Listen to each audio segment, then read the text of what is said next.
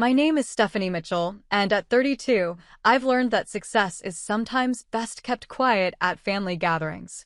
When my sister Allison announced her engagement to Bradley Thompson, I smiled and celebrated despite my reservations about his arrogance.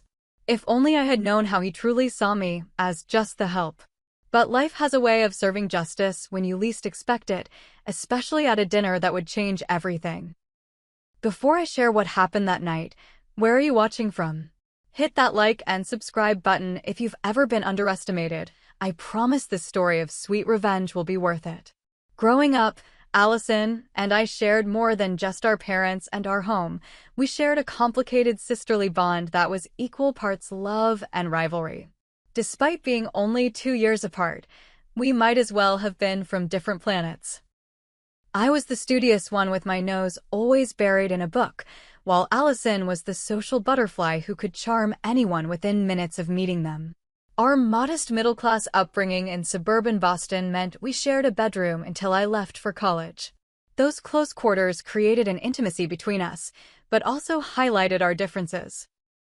Every night as I studied under a desk lamp, Allison would be on her bed, phone cradled between shoulder and ear, giggling with friends about weekend plans. Stephanie has the brains, but Allison has the people skills, our mother would often say at family gatherings, as if these attributes were mutually exclusive. Dad would nod in agreement, adding, "That's why Allison will marry well, while Stephanie will support herself." They didn't mean it unkindly, but their words carved a path we both unconsciously followed. When I brought home straight A's, there would be a quick, "good job," before conversation turned to Allison's latest social triumph, being elected homecoming queen or chosen to give a speech at graduation because of her popularity, not her grades. I learned to downplay my achievements, keeping my academic scholarships and awards quiet to avoid seeming like I was competing for attention. After high school, I worked 3 jobs to supplement my scholarships at Boston University's business school. Those years were a blur of coffee shop morning shifts, library study sessions between classes, and nighttime waitressing at an upscale restaurant where I first observed the business executives I aspired to become. While Allison attended community college and thrived in her expanding social circles, I pushed myself through undergraduate and then an MBA program, graduating with honors, but substantial debt. My career began at a mid-sized financial services firm, where I quickly established myself as someone who could identify inefficiencies and implement solutions that improved the bottom line. As I climbed the corporate ladder, from analyst to manager to director and eventually to vice president, I kept my successes modest around my family. At holiday dinners, when asked about work, I'd simply say, "It's going well," before turning the conversation to others. Allison, meanwhile, bounced between jobs in retail and event planning, her natural charisma making her well-liked, but her lack of focus preventing career advancement. I never judged her choices. We were simply different people with different strengths. I secretly helped her financially sometimes, but never mentioned it, knowing her pride would be hurt. 6 months ago, Allison called me, her voice bubbling with excitement. "Steph, I've met someone amazing. His name is Bradley Thompson, and he works in finance like you, but he's a vice president at Thompson Financial Services." I soon learned that they had met at a charity gala where Allison was working as an event coordinator. Bradley had apparently been immediately smitten with her beauty and vivacious personality. Within weeks, they were inseparable. When I first met Bradley at a dinner Allison arranged, I was struck by his conventionally handsome features and designer clothes. He had the polished look of someone who came from money and knew it. His charisma filled the room as he shared stories about his boarding school days and his Yale education. But I also noticed how he subtly spoke over me when I mentioned my own alma mater, and how his eyes glazed over when conversation turned to anything outside his immediate interests. "Your sister is quite different from you," he commented when Allison stepped away to the restroom. "She has such natural grace in social settings." The compliment to my sister carried an implicit criticism of me that I chose to ignore. Throughout that dinner, I observed how Bradley controlled the conversation, ordered for Allison without consulting her preferences, and name-dropped constantly. Red flags waved frantically in my mind, but Allison seemed happier than I'd seen her in years, her eyes shining whenever she looked at him. "What do you think?" she asked eagerly as we hugged goodbye that night. "He seems very successful," I replied diplomatically. "Are you happy?" Deliriously, she gushed. "And his family practically owns half of Boston's financial district. Can you imagine me in that world?" I could, actually, and it worried me. But I smiled and said, "As long as he treats you well, that's what matters." 3 months into their relationship, Allison called me at midnight, her voice trembling with excitement. He proposed. Bradley proposed tonight at Le Bernardin. The ring is 4 carats, Steph, 4 carats. We're thinking a June wedding. And I need you to help me plan everything. You're so good with details and organization. I swallowed my concerns and congratulated her with all the enthusiasm I could muster. "I'd be honored to help," I said, making a mental note to watch Bradley more carefully in the coming months. If he truly made my sister happy, I would support her completely. But at the first sign that he was mistreating her, all bets would be off. Oh, and Bradley suggested we meet next Saturday to start planning. He knows this amazing wedding planner who works with all the Boston elite. Just wait until you see the venues he's considering, only the very best for a Thompson wedding. As I hung up, I couldn't shake the feeling that this whirlwind romance was heading for stormy weather. But for now, I would be the supportive sister Allison needed me to be, even if that meant dealing with her increasingly insufferable fiancé. The following Saturday arrived with unusually warm spring sunshine, a stark contrast to the cold reception I would receive. Allison had texted me the address of Maison Laurent, one of Boston's most exclusive French restaurants, for our first wedding planning meeting. I arrived 15 minutes early, dressed in a conservative navy blazer and pencil skirt, my standard business attire. "Ms. Mitchell." The maitre d' greeted me at the entrance. "The rest of your party has already arrived. Please follow me." I was surprised that Bradley and Allison had beaten me there, given my early arrival. As I approached the private dining area, I could hear Bradley's booming laugh and the tinkling of champagne glasses. Seated at the table were Allison, Bradley, and an impeccably dressed woman with a leather portfolio who I assumed was the wedding planner. They already had champagne and appeared to be celebrating. "Stephanie." Allison jumped up to hug me. "Isn't this place amazing?" "Bradley comes here all the time for business lunches." Bradley barely looked up from his phone as he offered a distracted, "Hello, Stephanie." No offer of a handshake, no champagne poured for me. "This is Vivian Montclair," Allison introduced the elegant woman. "She's planned weddings for actual Kennedys." Vivian extended her hand with a practiced smile. "Pleasure to meet you." Allison mentioned you'll be helping with some of the smaller details. I shook her hand firmly. "I'm looking forward to supporting my sister however I can." As I took my seat, Bradley continued scrolling through his phone. When the waiter approached to take my drink order, Bradley interjected before I could speak. "She'll just have water.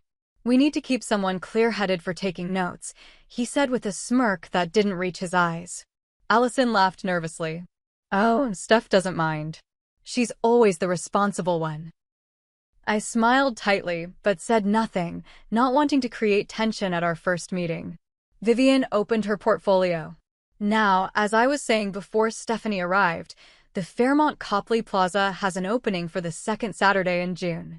It's the perfect venue for the 400 guests on your preliminary list. 400? I couldn't help but interject.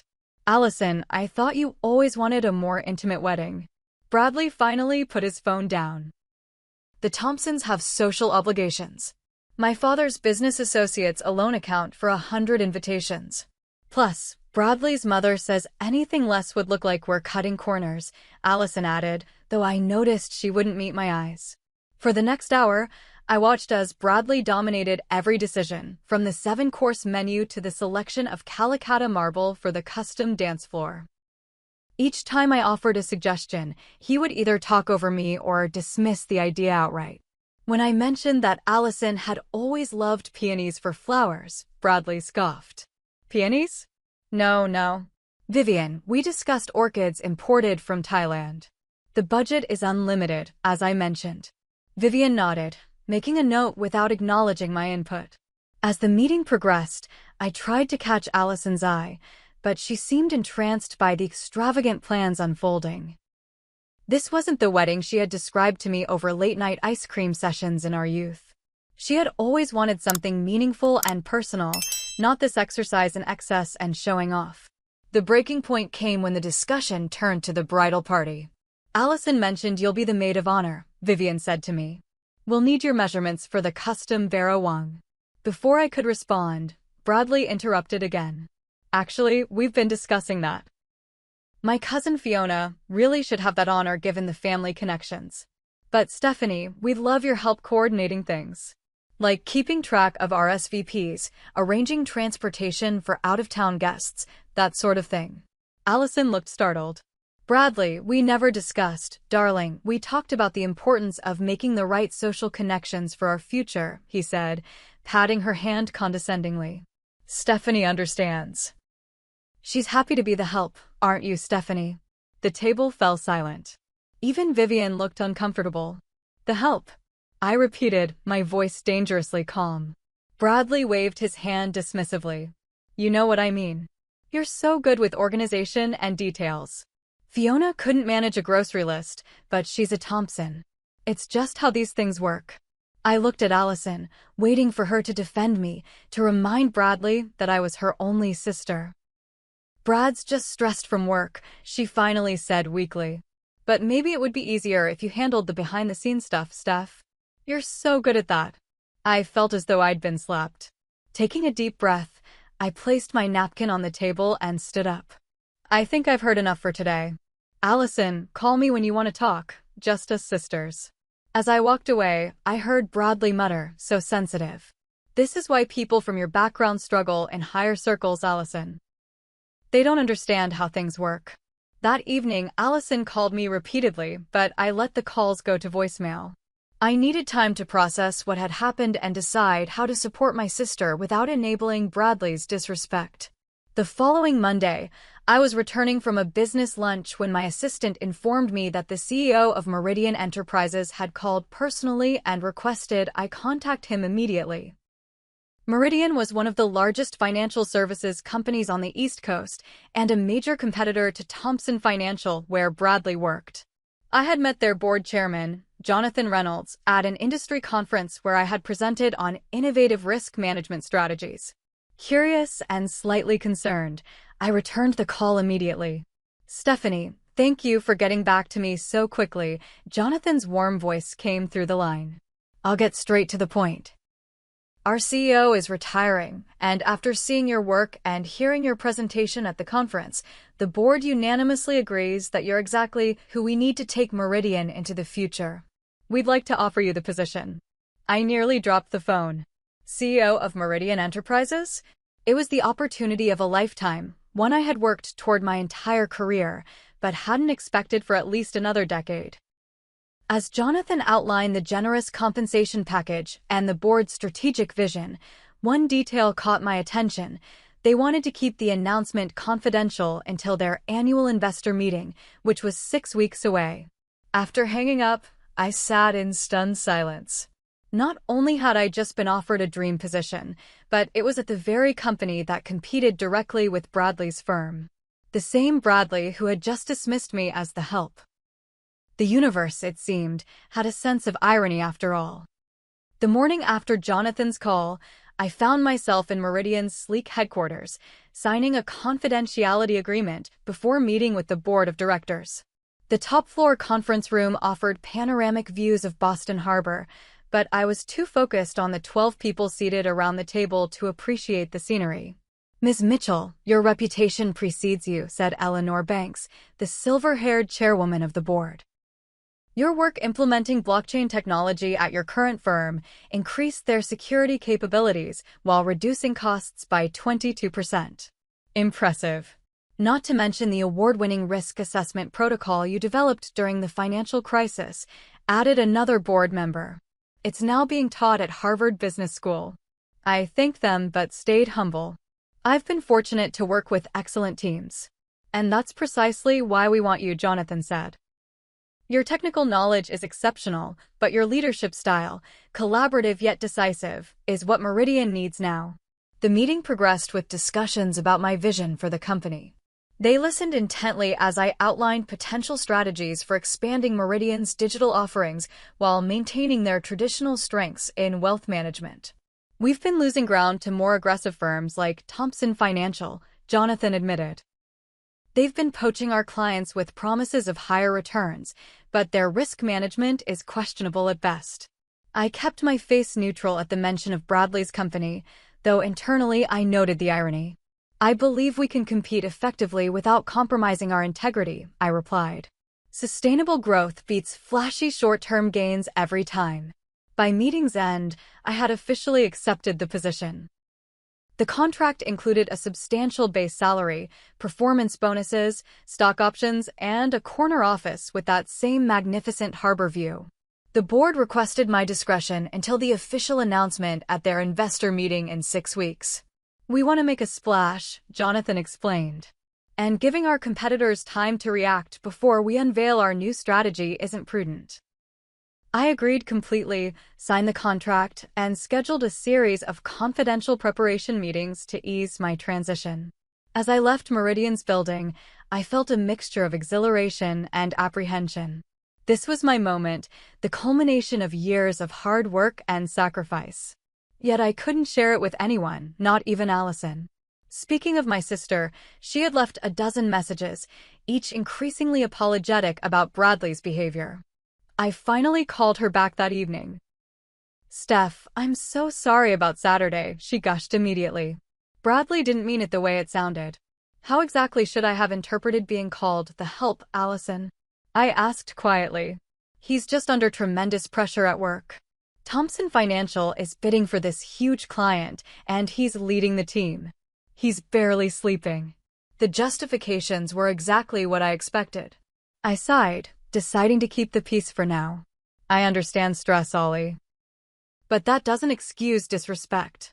I know. He wants to apologize in person. We're having a small engagement party next weekend at his parents' estate in Cambridge. Please come, it would mean everything to me." I hesitated, then relented. "For you, Ollie. Not for him." The following Saturday, I arrived at the Thompson estate, a sprawling colonial mansion with manicured gardens and a view of the Charles River. Valets in crisp uniforms parked guests' cars while servers circulated with champagne and hors d'oeuvres. Allison rushed over, radiant in a designer dress I knew she couldn't afford on her event planner salary. "You came. And you look beautiful." I had indeed made an effort, wearing a simple but elegant black cocktail dress with subtle pearl accessories, professional yet appropriate for the occasion. "Wouldn't miss it," I replied, hugging her. "It's quite the event for a small gathering." She laughed nervously. Bradley's mother took over the planning. "There are at least 200 people here, mostly Thompson Financial clients and partners." As we moved through the crowd, I noticed several prominent Boston business figures, including a few I knew from industry events. I kept a low profile, not wanting to draw attention to my own business connections. After about an hour of mingling, during which Bradley seemed to be avoiding me, I stepped into a quiet hallway to check my phone. I had received an email from Jonathan regarding our first confidential strategy meeting scheduled for Monday. "There you are." Bradley's voice boomed behind me, making me quickly lock my phone screen. He was slightly flushed, likely from the several drinks I'd seen him consume. "The caterer said one of the servers was hiding back here on her phone. Should have known it was you." I stared at him in disbelief. "Excuse me?" He gestured vaguely at my black dress. "You blend right in with the staff. Actually, since you're here, some of the guests in the garden room need their champagne refreshed." "Bradley," I said evenly, "I'm not a server. I'm your fiancé's sister and a guest at this party." He blinked, then let out a forced laugh. "Just a joke, Stephanie. Lighten up. Everyone knows the Mitchell sisters have different skill sets. Allison got the looks and charm, you got the whatever it is you do." I could smell the expensive scotch on his breath and decided this wasn't the time for confrontation. "I should find Allison." "Before you do," he said, blocking my path slightly, "I wanted to invite you to dinner next Thursday. My boss is in town, and Allison mentioned you work in finance too. Thought you might enjoy meeting someone from the big leagues. His condescending smile made it clear he considered this a generous gesture. How thoughtful, I replied neutrally. Who knows? He continued. Play your cards right, and maybe you could learn something about real business. Might even be able to refer you for something entry-level at Thompson. The audacity nearly made me laugh. Instead, I simply nodded. Thursday dinner. I'll be there. As I walked away, I heard him call after me, dressed professionally. Jonathan Reynolds doesn't suffer fools or poor presentation. I froze momentarily at the mention of Jonathan's name, but didn't turn around. So Bradley's boss was none other than the chairman of Meridian's board, the very man who had just hired me as CEO. The man who would soon be introducing me as Bradley's superior. Sometimes the universe doesn't just have a sense of irony, it has a sense of justice. Over the next few days, while maintaining my current job, I secretly met with Meridian's executive team to prepare for my transition. I reviewed financial statements, strategic plans, and personnel files, absorbing everything about the company that would soon be under my leadership. Meanwhile, Allison had returned to planning her extravagant wedding, seemingly having forgotten Bradley's dismissive treatment of me. When we spoke, it was all about floral arrangements and seating charts, never about how he spoke to me or treated her. As Thursday approached, I felt a mixture of anticipation and ethical concern. I hadn't revealed to anyone, not Jonathan, not Allison, about the connection between Bradley and me. Part of me wondered if I should disclose it to Jonathan before the dinner, but another part recognized that Bradley had created this situation himself through his arrogance and assumptions. In the end, I decided to let events unfold naturally. I wasn't orchestrating some elaborate revenge. I was simply allowing reality to assert itself. If Bradley had bothered to treat me with basic respect or even simple curiosity about my career, he might have avoided the embarrassment that awaited him. The night before the dinner, Allison called, bubbling with excitement. Brad says this dinner is really important. His boss is considering him for a huge promotion. Isn't that amazing? If he gets it, we might upgrade the honeymoon from the Maldives to a private yacht in the Mediterranean. That would be something, I replied noncommittally. I'm sure it will be an interesting evening.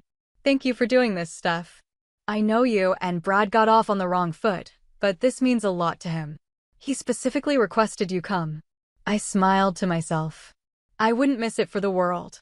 Thursday evening arrived with a light spring rain that left Boston glistening under streetlights. I selected my attire carefully, a tailored charcoal suit with subtle burgundy accents, professional yet confident. This wasn't about embarrassing Bradley. It was about carrying myself with the dignity his behavior had lacked. The restaurant Bradley had chosen was Luca's, one of Boston's most exclusive Italian establishments, where reservations typically required months of advance notice unless you had connections. I arrived precisely on time, handed my car to the valet, and approached the maitre d'. Good evening. I'm joining the Thompson party. The man consulted his tablet. Miss Mitchell. The other guests have already arrived. Please follow me. He led me through the dimly lit main dining room, where soft conversations and the gentle clink of fine china created an atmosphere of muted elegance. We continued to a private dining area in the back, separated from the main restaurant by frosted glass doors. As the doors opened, I saw Bradley standing near a window, gesturing animatedly while speaking to an older man whose back was to me. Allison sat at the table, looking beautiful but slightly uncomfortable in a dress that seemed chosen more for Bradley's taste than her own. Your final guest has arrived, sir, the maitre d' announced. Bradley turned, his expression shifting from annoyance at the interruption to a forced smile when he saw me. Stephanie. Right on time. He approached, lowering his voice. Remember what I said, best behavior. Jonathan Reynolds is not only my boss, but also one of the most influential men in Boston finance. Before I could respond, the older man turned around, and I found myself face to face with Jonathan. His momentary surprise quickly transformed into a warm smile of recognition. Stephanie Mitchell, he said, extending his hand. What an unexpected pleasure. Bradley looked between us, confusion evident on his face. You two know each other? Jonathan clasped my hand firmly. Indeed we do. MS. Mitchell delivered a brilliant presentation at the Eastern Finance Conference last fall. Her innovative approach to digital security in financial services was the talk of the event. Bradley forced a laugh. Small world. Stephanie never mentioned meeting you. She's my fiancé's sister, he added, as if that explained my existence. Is that so? Jonathan raised an eyebrow. Well, she's being characteristically modest. Stephanie is one of the brightest minds in our industry. Allison had approached during this exchange, her expression a mixture of confusion and pride. Steph, you never told me you knew Bradley's boss. I smiled gently at my sister. It never came up. The maitre d' invited us to be seated, and Jonathan immediately gestured for me to take the seat beside him, much to Bradley's visible displeasure. As we settled in, Bradley attempted to reclaim control of the situation. Jonathan was just telling me about Meridian's exciting new direction, he said, reaching for his wine glass. Apparently, they've finally found a CEO to replace Harrison after his retirement announcement. Indeed we have, Jonathan replied, his eyes twinkling as he glanced at me. In fact, that's partly why I wanted to have dinner tonight. Bradley leaned forward eagerly. I've heard rumors it might be someone from Thompson Financial. If you're looking at our talent pool, I'd be honored to throw my hat in the ring.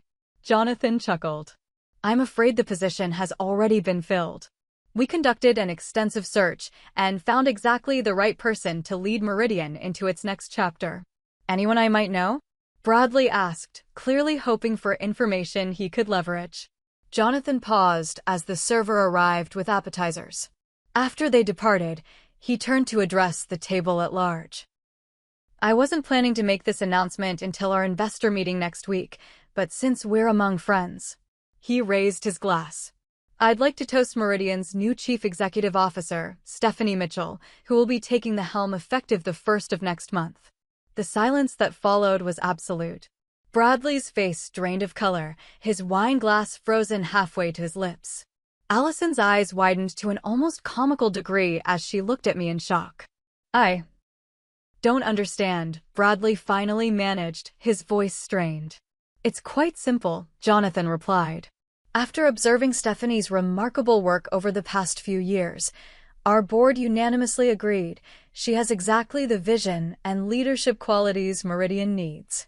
We're fortunate she accepted our offer. Bradley set his glass down with enough force that wine sloshed over the rim. But she's just what, Bradley? Jonathan asked, his tone still pleasant, but eyes suddenly sharp. I watched Bradley struggle to recalibrate in real time. His shock morphed into an unconvincing smile as he realized the precarious position he'd put himself in. Just someone I've always recognized has tremendous potential, he finished smoothly. In fact, I was telling Allison just the other day what an asset Stephanie is to any organization fortunate enough to have her. Allison's bewildered expression made it clear this was a blatant lie, but she remained silent. Jonathan turned to me. Stephanie, I hope you don't mind my jumping the gun on our announcement. I simply couldn't resist when the opportunity presented itself.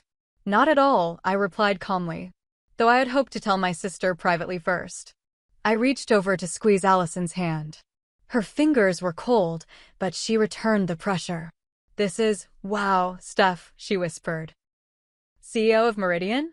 That's incredible. Bradley cleared his throat. Absolutely incredible. Allison's always said her big sister was destined for great things.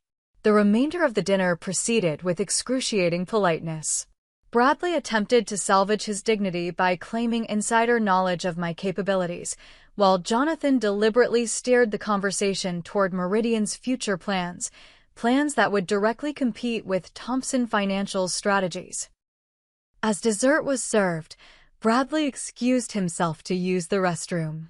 After he'd gone, Jonathan leaned toward me. I had no idea you were connected to Bradley Thompson, he said quietly. You should have mentioned it. Professionally, we aren't connected, I replied. And my sister's relationship with him didn't seem relevant to my qualifications for the position. Jonathan nodded thoughtfully. Fair enough.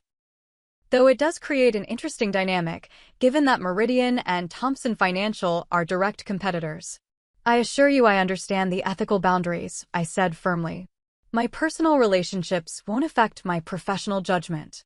I never doubted that for a moment, Jonathan replied. When Bradley returned, his composure seemed restored, though a tightness around his eyes betrayed his inner turmoil. As the evening wound down, he insisted on paying the bill despite Jonathan's protests. I insist, Bradley said. It's not every day we celebrate such a surprising career advancement. As we prepared to leave, Bradley pulled me aside while Jonathan was helping Allison with her coat. What the hell was that? He hissed, his genial mask slipping. You deliberately set me up to look like a fool. I did nothing of the sort, I replied calmly. You managed that entirely on your own.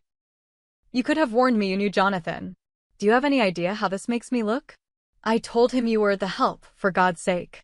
Perhaps that's a lesson in not underestimating people, I suggested.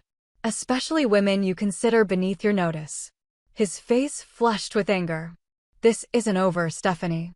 You may be hot stuff at Meridian, but you have no idea who you're dealing with. The Thompsons have influence throughout Boston's financial world. Is everything all right? Jonathan's voice broke in as he approached with Allison. Bradley's expression instantly transformed. Absolutely. Just congratulating my future sister-in-law properly. Family is so important to the Thompsons, you know. Indeed, Jonathan replied, though his tone suggested skepticism. Stephanie, may I walk you to your car? There's one more matter I'd like to discuss before tomorrow's meeting. As we stepped outside, leaving Bradley and Allison in the restaurant foyer, Jonathan spoke quietly. I've known Bradley Thompson for 5 years, Stephanie. He's ambitious, but ultimately mediocre, riding on his family name rather than genuine talent. Whatever he just said to you, don't let it unsettle you. I appreciate your concern, but I can handle Bradley, I assured him. I have no doubt of that, Jonathan smiled. That's precisely why you're going to make an exceptional CEO. As Jonathan departed, I waited for Allison and Bradley to emerge from the restaurant. The night had unfolded in ways none of us could have predicted, and I knew the fallout was just beginning. The valet had just returned with my car when Allison and Bradley emerged from the restaurant. Allison hurried toward me while Bradley lingered by the entrance, furiously typing on his phone. Steph, can we talk for a minute? Allison asked, her voice trembling slightly. I'm still processing all of this. Of course, I replied, stepping away from my car. I wanted to tell you about the position, but the board required complete confidentiality until the official announcement. Before Allison could respond, Bradley strode over, his face a mask of forced composure. Ladies, why don't we continue this conversation somewhere more private? The Thompson boat is docked nearby. We could have a nightcap and properly celebrate Stephanie's achievement. Something in his tone made me wary, but Allison was already nodding enthusiastically. That sounds perfect. We haven't shown Steph the boat yet. 20 minutes later, we were aboard Thompson Legacy, a sleek 60-foot yacht docked at Boston Harbor. Despite the luxurious setting, all gleaming wood and soft leather, the atmosphere was thick with tension. Bradley poured 3 glasses of scotch at the boat's small bar, handing them to Allison and me before raising his in a mock toast. To Stephanie, the dark horse no one saw coming. I accepted the glass but didn't drink. Thank you for the sentiment, insincere as it may be. Allison looked between us nervously. Can we just have a nice family moment? This is huge news, Steph. I'm so proud of you. Bradley scoffed, abandoning all pretense now that we were away from Jonathan. Family moment? Your sister deliberately humiliated me in front of my boss, Allison. She knew exactly what she was doing. That's not true, I countered calmly. I accepted a position I'm qualified for. The fact that Jonathan happens to be your boss is coincidental. Coincidental? Bradley's voice rose. You expect me to believe that? You've been plotting this from the beginning, worming your way into Meridian to undermine me. Allison placed a hand on his arm. Brad, that doesn't make sense. How would Steph even know Jonathan was considering her for CEO before tonight? He shook her off. Don't be naive, Allison. Your sister has always been jealous of you of us. She couldn't stand that you found someone successful while she's been married to her job. I set my untouched drink down. Bradley, I understand you're embarrassed about how tonight unfolded. But your accusations are both unfounded and unfair. Unfair? He laughed bitterly, moving to the far end of the cabin. I'll tell you what's unfair. People like you thinking you deserve a place at the table with families like mine. People like me? I repeated, my voice dangerously quiet. Yes, people like you and your sister, he continued, gesturing dismissively. From your background. The right schools, the right connections, these things matter in our world, Stephanie. You can play CEO for now, but you'll never truly belong. Allison gasped. Bradley, what are you saying? He turned to her, his expression softening artificially. Darling, I'm just being honest. You're different, you have a natural grace that transcends your origins. But your family, they'll never fit into the circles we move in. I watched my sister's face as the implications of his words sank in. The hurt in her eyes was quickly replaced by something I hadn't seen in years, the fierce determination that we'd both inherited from our mother. Our origins? Allison repeated slowly. You mean our middle-class upbringing? Our public school education? Our parents who worked honest jobs their whole lives? Bradley seemed to realize he'd gone too far. That's not what I meant, Allison. Your family is charming. But there are realities to the world we'll be living in. The world we'll be living in, she echoed. And what world is that exactly? One where you dismiss my sister as the help? Where you expect me to be ashamed of where I come from? You're twisting my words, Bradley protested, but the damage was done. I moved to stand beside my sister. Allison, I think Bradley has made his views quite clear. Crystal clear, she agreed, her voice steady despite the tears welling in her eyes.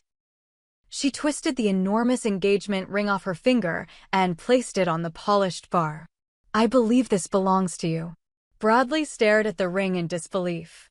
You can't be serious. You're throwing away everything we have because of one misunderstanding. This isn't a misunderstanding, Allison replied. It's clarity. I've been ignoring the warning signs for months. How you talk down to waitstaff, how you dismiss anyone you consider beneath you, how you've been slowly trying to separate me from my family. Allison, be reasonable, Bradley pleaded, his tone shifting to one I recognized as manipulation. Think about what you're giving up. The lifestyle, the connections, the security. What about respect? She countered. What about being valued for who I am, not how I look on your arm or how well I can be molded to fit your world? I remained silent, allowing my sister to find her voice, the strong, clear voice I'd always known was there beneath her desire to please others. Bradley's expression hardened. This is your influence, he said, pointing at me. You've never wanted Allison to be happy. On the contrary, I replied quietly. Her happiness is all I've ever wanted. Which is why I've bitten my tongue despite watching you undermine her confidence and dismiss her opinions for months. I don't have to listen to this, Bradley snapped. Especially not from someone who only got her position through some diversity initiative or affirmative action program. Allison stepped forward, her eyes flashing.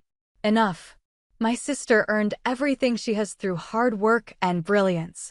Something you wouldn't recognize because you've had everything handed to you your entire life. Bradley's face contorted with anger. You know nothing about my life or what I've earned.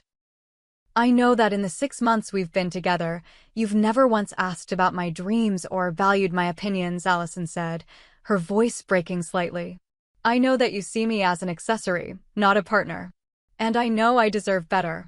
From the dock, we heard a car door slam and footsteps approaching the boat. A moment later, Jonathan Reynolds appeared at the cabin entrance, looking concerned. I apologize for the intrusion, he said. I left my briefcase in Stephanie's car and saw you all head this way. His eyes took in the scene, Allison's tears, Bradley's anger, the abandoned engagement ring on the bar. Bradley immediately attempted to compose himself. Jonathan, just a little family disagreement. Nothing to concern yourself with. Jonathan's gaze moved to Allison, then to me. Is everything all right, ladies? Actually, no, Allison answered before I could speak. But it will be. I was just leaving. She turned to me. Steph, Would you mind giving me a ride? Of course, I replied, placing a supportive arm around her shoulders. As we moved toward the exit, Bradley called after us. Allison, don't do this. Think about what you're throwing away.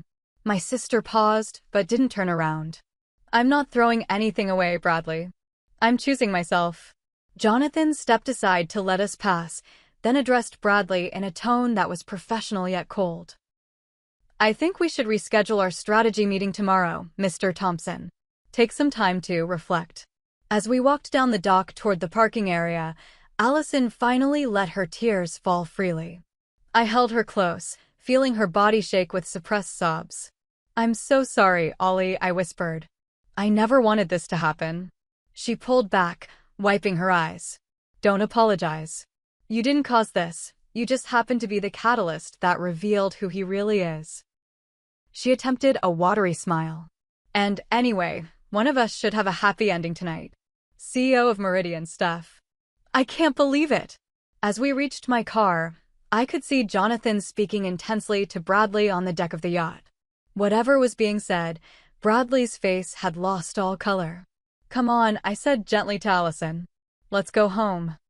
The drive from Boston Harbor to my downtown apartment was mostly silent. Allison stared out the passenger window, occasionally wiping away tears while I focused on navigating the late-night traffic, giving her the space she needed. When we arrived, I led her inside and went through the comforting motions of making tea, something our mother had always done during difficult times. The familiar ritual seemed to soothe Allison, who curled up on my couch wrapped in the oversized throw blanket she'd given me last Christmas. I can't believe I was so blind, she finally said, accepting the steaming mug of chamomile I offered. All the signs were there. I settled beside her. Don't be hard on yourself. Bradley is charming and manipulative, a dangerous combination. But you saw through him immediately, she sighed. I should have trusted your judgment. It's different when you're in love, I replied gently. Emotion clouds perception. That's human, not a failure. She took a sip of tea, then looked at me with red-rimmed eyes. Can I ask you something? Anything.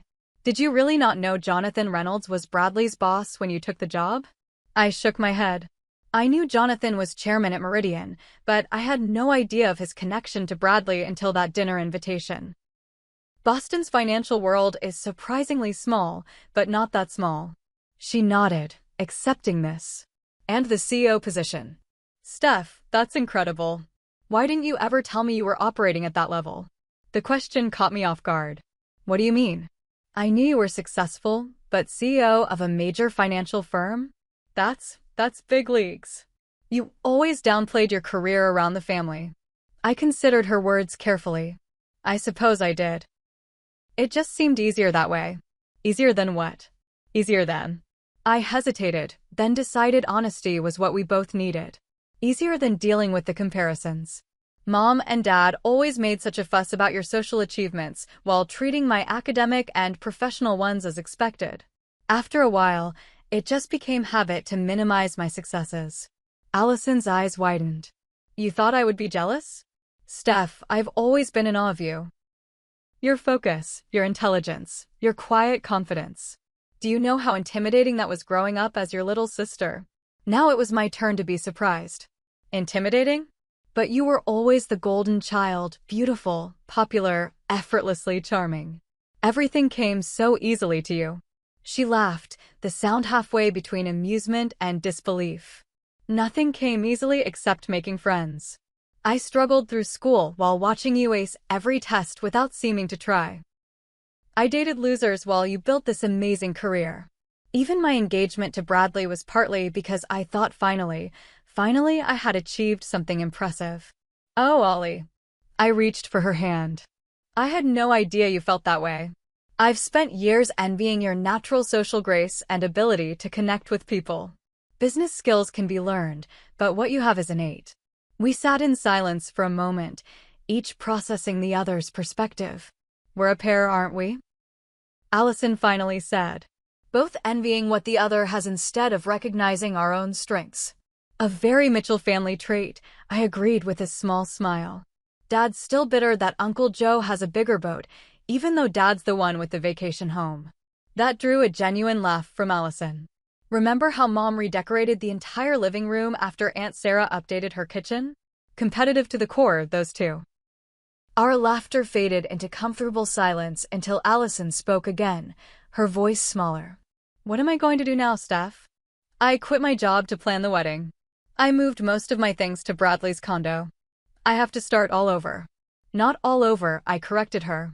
You're still you, still talented, resilient, and now wiser. And you're definitely not alone. The wedding deposits alone will take me months to pay back if I can even get refunds. Don't worry about that right now, I assured her.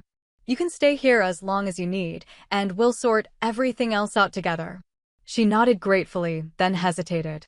There's something else. Something Bradley said tonight that keeps echoing in my head. What's that?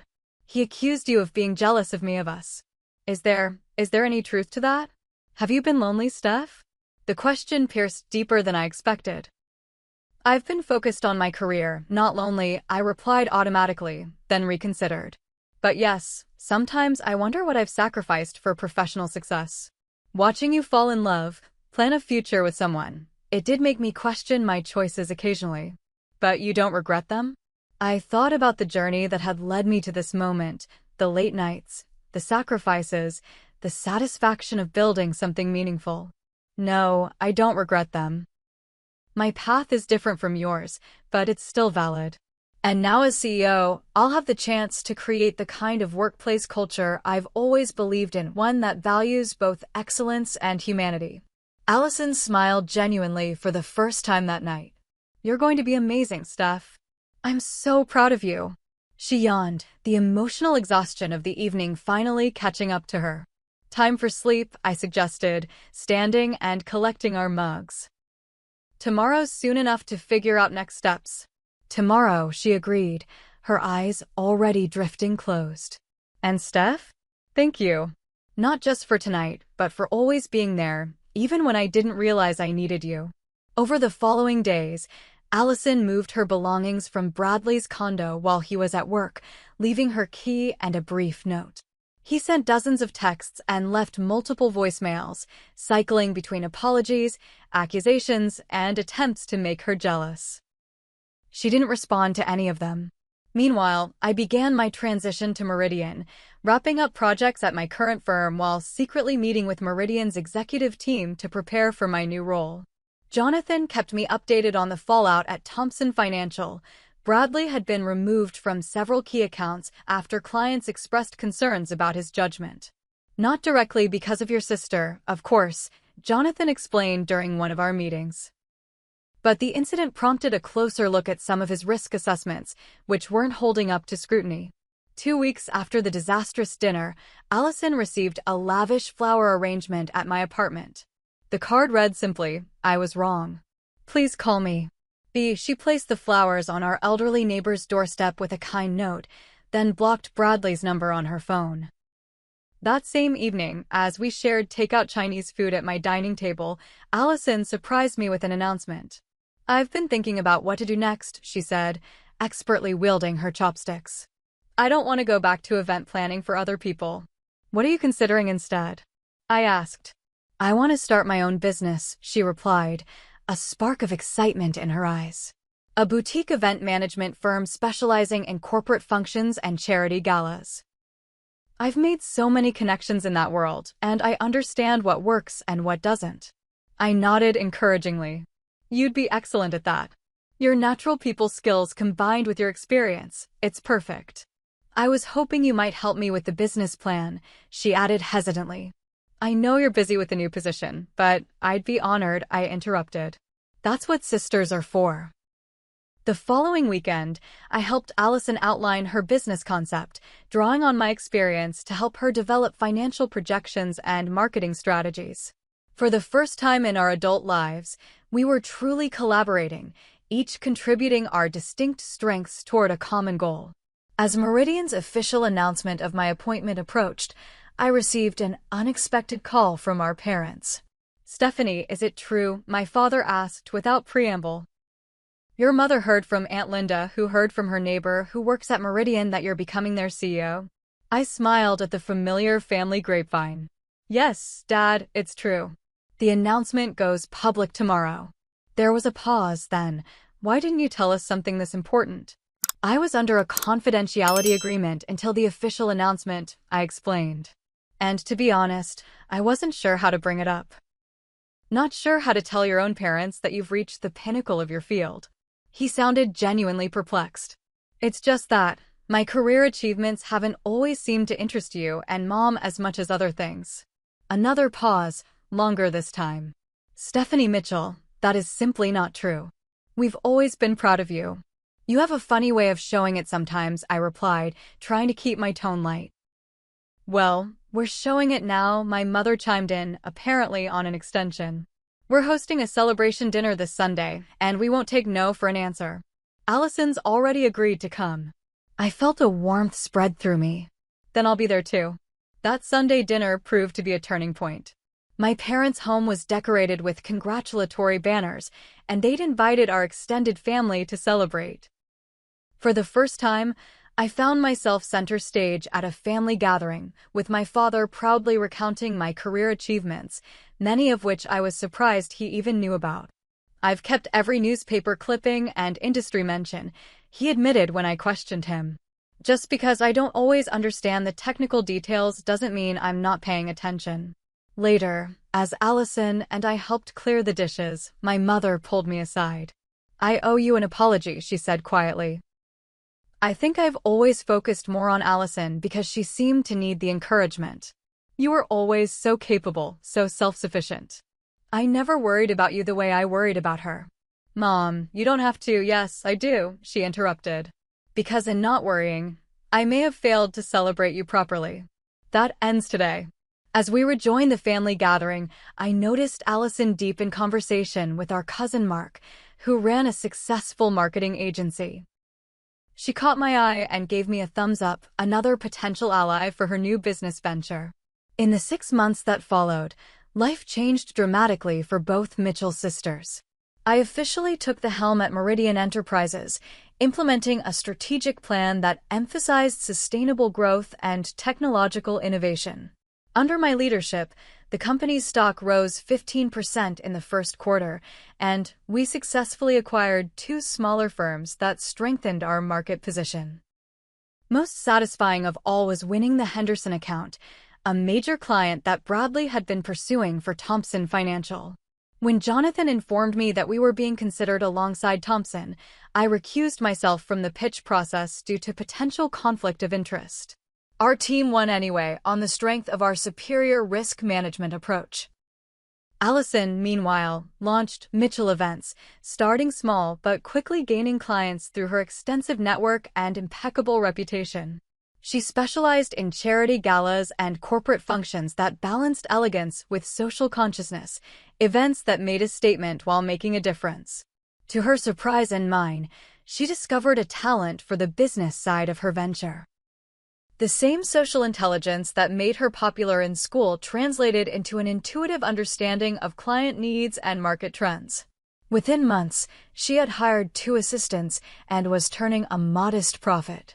One evening in late autumn, as the first snow of the season dusted Boston, Allison and I met for dinner at a quiet neighborhood restaurant, a far cry from the opulent settings of Bradley's world, but warm and genuine in a way those places never were. I signed the lease today, Allison announced as we clinked glasses. Mitchell Events officially has an office space. That's wonderful, I exclaimed. The one in the South End you were considering? She nodded excitedly. It's perfect, central location, lots of natural light, and the building has a conference room I can use for client meetings. I'm so proud of you, Ollie. You've built something truly your own. I couldn't have done it without you, she replied. Your business advice, the startup loan, the client referrals. The business advice was free, the loan will be repaid with interest, and the clients contacted you because you're excellent at what you do, I countered. This success is yours. She smiled, acknowledging the truth in my words. Did I tell you Bradley called again last week? Thompson Financial is using a new event planner for their holiday party, and apparently, it's been a disaster. He wanted to know if I'd consider taking over. What did you say? I told him my company doesn't accept clients who refer to my sister as the help. She grinned mischievously. Then I recommended my biggest competitor, who charges twice my rates and is known for last-minute cancellations. I laughed. Remind me never to get on your bad side. As our dinner continued, we discussed plans for the upcoming holidays, our first since the dramatic changes in both our lives. We decided to buck family tradition and take a sisters-only vacation to a small beach town in Florida, away from Boston's winter and the memories of last year's engagement party. No business talk allowed, Allison insisted. Just sun, sand, and sisterly bonding. Deal, I agreed, already looking forward to the break. Leading Meridian was rewarding but exhausting, and I knew Allison was pouring similar energy into her fledgling company. As we walked out of the restaurant into the gently falling snow, Allison linked her arm through mine. You know what I realized recently? Bradley did us both a favor that night. How do you figure? He showed me who he really was before I made the biggest mistake of my life. And he helped us find our way back to being not just sisters, but friends. She squeezed my arm affectionately. Sometimes the worst moments lead to the best outcomes. Looking at my sister. Confident, independent, and genuinely happy, I couldn't help but agree. We had both found our paths, different but equally valid, and rediscovered each other in the process. To the Mitchell sisters, I said, catching a snowflake in my free hand. May we always recognize our own worth and each other's. And may we never settle for being just the help in our own stories, Allison added with a smile that held no trace of bitterness, only hard-won wisdom and peace. 6 months later, spring had returned to Boston, bringing with it the fresh energy of new beginnings. Meridian Enterprises had just completed its most successful quarter in company history under my leadership, exceeding projected earnings by 22%. The initial skepticism some board members had expressed about appointing a relatively young female CEO had been silenced by results they couldn't argue with. On this particular morning, I stood before a group of 30 young women in Meridian's main conference room. They were participants in our newly established mentorship program, college students, and recent graduates interested in financial services careers. Looking at their eager faces, I saw reflections of my younger self, determined, hopeful, and perhaps a little intimidated by the path ahead. The most important lesson I can share with you today, I told them, isn't about financial models or investment strategies. It's about recognizing your own value and refusing to let others define your worth. In this industry, you'll encounter people who will try to diminish you based on your gender, your background, or simply because your success threatens them. When that happens, and it will, remember that their limitations are not yours. One young woman raised her hand. MS. Mitchell, did you ever doubt yourself? Even now as CEO, do you still face people who underestimate you? I smiled, thinking of a board meeting just last week where a senior member had expressed surprise at my detailed understanding of blockchain technology, as if my gender somehow made technical knowledge unexpected. Every day, I admitted. Self-doubt is part of the human experience, especially when you're charting unfamiliar territory. The key isn't eliminating doubt but preventing it from stopping you. As for being underestimated, I've learned to see that as an advantage. People who underestimate you rarely see you coming until you've already succeeded. After the session, as the participants networked with Meridian executives I'd invited to meet them, my assistant approached with a message. Your sister called. She asked if you're still available for lunch and said to tell you she has news. I checked my watch. Tell her I'll meet her as planned. And Rachel? Block off my calendar for Friday afternoon. I want to finish reviewing those mentorship applications myself. 30 minutes later, I was seated across from Allison at our favorite lunch spot, a small cafe midway between Meridian's headquarters and her new office space. In the months since launching Mitchell Events, Allison had blossomed. The nervous uncertainty that had characterized her post-Bradley period had been replaced by a quiet confidence that reminded me, somewhat surprisingly, of our mother. Sorry I'm late, I said, settling into my chair. The mentorship session ran long. No problem, Allison replied, pushing a menu toward me. How did it go? Wonderfully. These young women are so bright and motivated. Several of them have already asked about internship opportunities. Look at you, creating the female financial empire of the future, she teased. Speaking of empires, your assistant mentioned you have news? Allison's face lit up. Mitchell Events just landed the Children's Hospital annual benefit. It's their centerpiece fundraiser of the year, typically raises over $2 million. And guess who they fired to hire us? Not Bradley's firm. The very same event planning company Thompson Financial recommended after I turned them down. She couldn't contain her satisfied grin. Apparently, they charged a fortune and delivered mediocrity. The hospital board member who contacted me specifically mentioned hearing good things about our ethical business practices and client-centered approach. I raised my water glass in a toast. To karma and quality service. I'll drink to that, she laughed, clinking her glass against mine. But that's not actually my biggest news. There's more?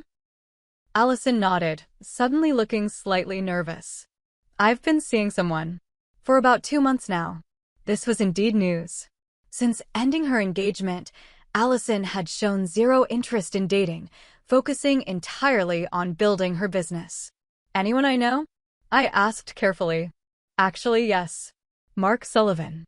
I raised my eyebrows in surprise. Our cousin Mark's business partner? The marketing genius? She nodded. We met when I was consulting with Mark about my company branding. It started as professional conversations over coffee, then gradually became more. He's different, Steph. Thoughtful.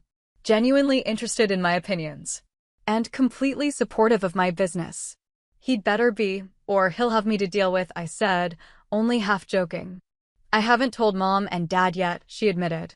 After the whole Bradley disaster, I'm being much more cautious about introducing someone to the family. Wise decision, I agreed. Though I have a feeling Mark will be a significant upgrade. Anyone who's built a business from scratch like he is understands the value of hard work, something Bradley never grasped with his family connections and inherited privilege. Our conversation shifted to plans for our parents' upcoming 40th wedding anniversary.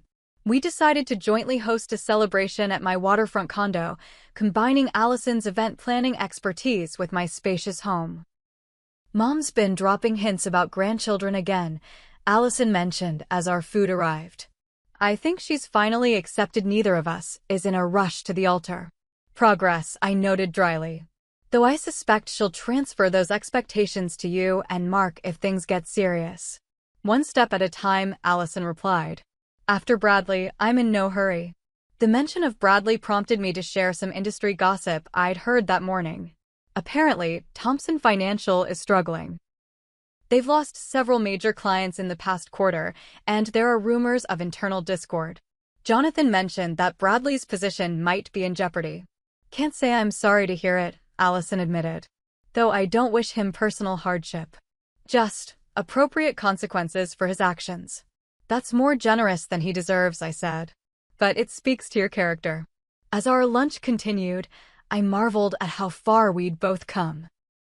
The previous year's painful experiences had forged a deeper understanding between us, transforming our relationship from simply being sisters to becoming genuine friends and allies. Later that week, I invited my leadership team to my office for an important announcement. Jonathan Reynolds, still serving as chairman of the board, stood beside me as I addressed the group. As you know, Meridian has traditionally focused on domestic markets, I began. Today, I'm announcing our expansion into European financial services, beginning with the acquisition of Harrington and Associates in London. This strategic move positions us to better serve our multinational clients and access new growth opportunities. After outlining the specifics of the acquisition and answering questions, I noticed Jonathan watching me with unmistakable pride. You've exceeded even my high expectations, Stephanie, he said as the team filed out. The board couldn't be more pleased with Meridian's direction under your leadership. Thank you, Jonathan. That means a great deal coming from you. He paused, then added, I ran into Bradley Thompson at the Economic Club dinner last night. He asked about you. Did he? I kept my tone neutral, though I was curious. Yes. He's been demoted, you know. Back to senior account manager after losing the Henderson account. He seemed humbled. I considered this information. People rarely change fundamentally, Jonathan. They just adapt their strategies when the old ones stop working. He nodded thoughtfully. Perhaps. Though failure can be a powerful teacher for those willing to learn from it. He gathered his papers, preparing to leave. By the way, I've recommended you for the Financial Leadership Award. The ceremony is next month. That's unexpected, I said, genuinely surprised. The award was one of the most prestigious recognitions in our industry. Well-deserved, he corrected. And long overdue for a woman in this field. That evening, I arrived home to find a package outside my door, a beautifully wrapped gift with a card from Allison. Inside was a framed photograph of us as children, arms around each other on the beach, gap-toothed smiles beaming at the camera. The card read, "To remind you where we started and how far we've come. Love always, Ollie." The simple gesture brought unexpected tears to my eyes.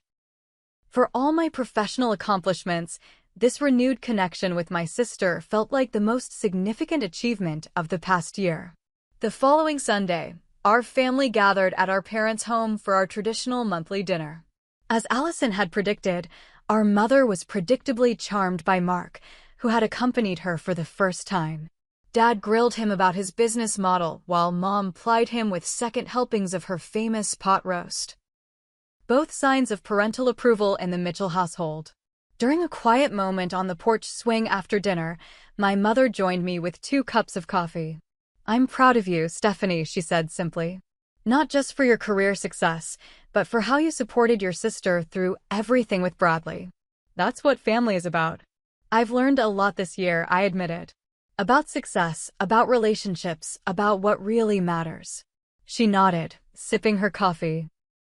The most important lesson in life is learning to recognize your own worth and to surround yourself with people who recognize it too. Sounds like something I said to my mentorship group the other day. I smiled. "Where do you think you got your wisdom?" She winked. "Certainly not from your father's side of the family." We laughed together, and in that moment, I felt a circle completing. The wisdom of mothers passing to daughters, sisters supporting sisters, women recognizing their own strength and value in a world that often tried to diminish it. Later, as Allison and I helped with dishes, some family traditions never changed. She nudged me playfully. "So, CEO Mitchell, what's next on your conquest list? Global financial domination? Running for Senate? NASA's first banker on Mars?" I laughed.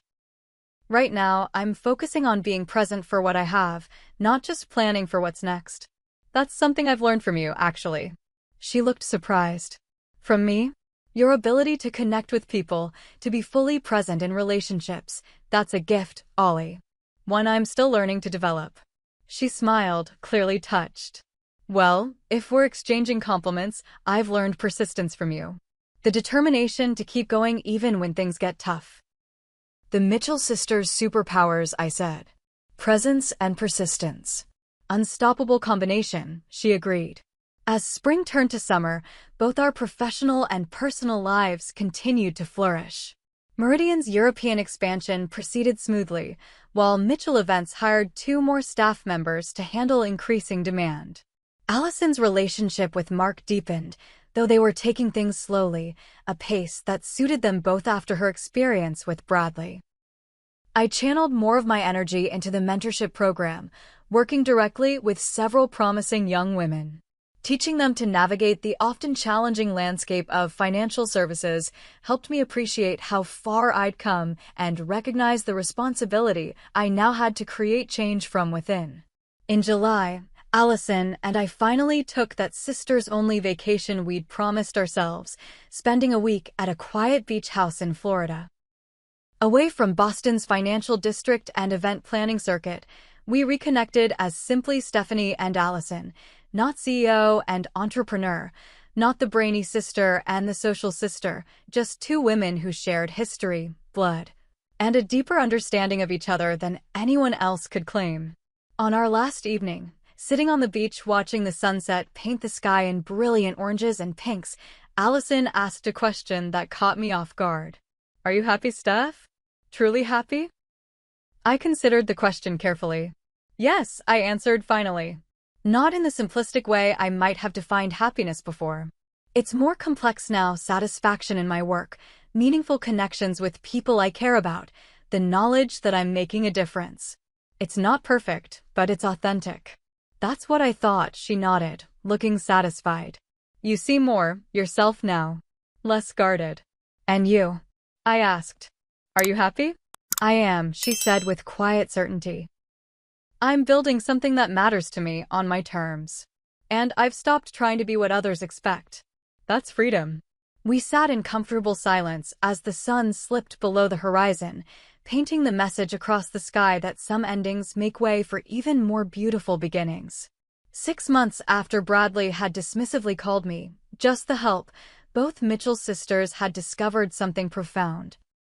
When you refuse to let others define your worth, you free yourself to create a life that truly reflects your values and honors your unique strengths. The journey hadn't been easy, but the destination, this moment of authentic peace and purpose, was worth every difficult step along the way. Have you ever been underestimated only to prove someone wrong? Or perhaps you've had a relationship that seemed perfect until you saw someone's true colors. I'd love to hear your stories in the comments below. Don't forget to like this video if it resonated with you, subscribe for more real-life experiences, and share with someone who might need to be reminded of their worth today. Thank you for listening to my story, and remember, those who underestimate you don't determine your value, you do.